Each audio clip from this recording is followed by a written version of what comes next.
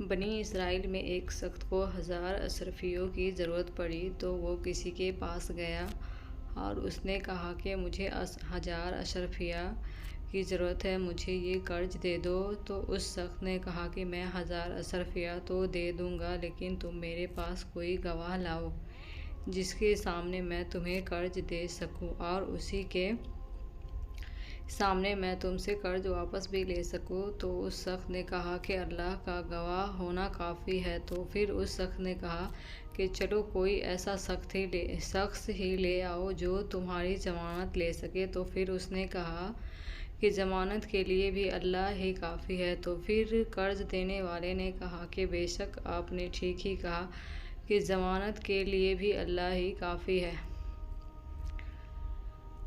یہ کہہ کر اس نے اس شخص کو 1000 اشرفیہ دے دی اور اس نے کہا کہ اللہ کو ضمانت بناتے ہوئے میں آپ کو 1000 اشرفیہ دے رہا ہوں، تم مجھے فلاں تاریخ کو واپس کر دینا۔ پھر وہ شخص اشرفیہ لے کر تجارت کے لیے سمندر پار چلا گیا اور جب قرض واپس کرنے کی تاریخ آئی تو وہ شخص واپس کرنے کے لیے سمندر کے پاس آ گیا۔ وہ کسی کشتی کا انتظار کرنے لگا مگر کوئی کشتی اسے نہیں ملی اور اسے کشتی ملنے کے کوئی آثار بھی نظر نہیں آ رہے تھے اور ادھر قرض واپس کرنے کی تاریخ بھی قریب آ رہی تھی۔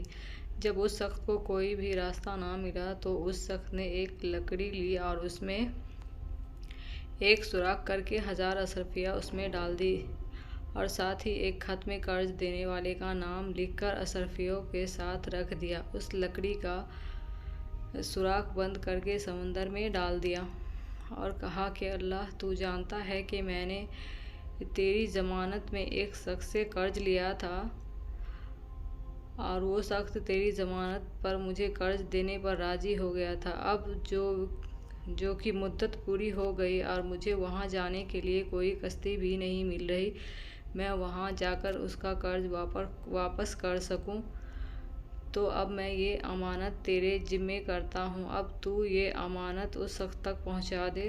یہ کہہ کر اس نے لکڑی سمندر میں بہا دی اور وہ واپس چلا گیا۔ ادھر وہ قرض دینے والا شخص اس امید پر سمندر کے کنارے چلا آیا کہ شاید وہ سوداگر اس کا قرض واپس لے کر آیا ہو۔ اس نے دیکھا کہ یہاں تو کوئی بھی کشتی نہیں ہے مگر ایک لکڑی بہتی ہوئی آ رہی ہے۔ جب وہ لکڑی کنارے تک آ گئی تو اسے اٹھا کر جلانے کے خاطر اپنے گھر لے آیا۔ پھر جب اس نے لکڑی کو کاٹا تو اس لکڑی میں سے 1000 اشرفیہ اور ایک خط نکلا جس میں اس کا نام تھا۔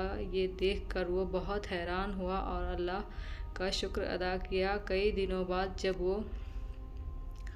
جب وہ سوداگر واپس لوٹ کر آیا تو یہ سوچ کر کہ پتہ نہیں کہ وہ لکڑی اس کو ملی ہوگی یا نہیں، اس لیے وہ 1000 اشرفیہ لے کر اس کے پاس گیا اور اس سے بولا کہ اللہ کی قسم میں تمہارا قرض لے کر ساحل تک آ گیا تھا مگر مجھے کوئی بھی کشتی نہیں ملی جس کے ذریعے میں سمندر پار آ جاتا۔